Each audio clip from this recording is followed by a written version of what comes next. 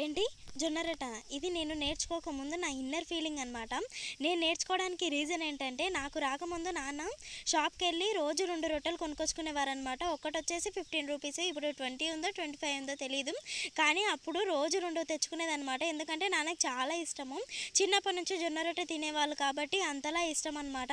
అందుకనేసి నేనే నేర్చుకొని నాన్నని సర్ప్రైజ్ చేద్దామనేసి ఒకరోజు ఒక డబ్బా నిండా పిండి పట్టుకొచ్చానమాట. పట్టుకొచ్చి ఒక గంట సేపు అలా ట్రై చేశాను. ఎంత ట్రై చేసినా అస్సలు రావట్లేదు, చిరిగిపోతూ ఉంది.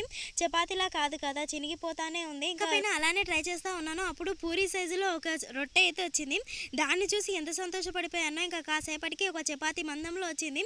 కానీ ఇప్పుడు నేర్చుకున్న తర్వాత కొడదామంటే పీట సరిపోవట్లేదు, కాలుద్దామంటే పెంకు సరిపోవట్లేదు. అంత ఎక్స్పీరియన్స్ అయిపోయిందనమాట.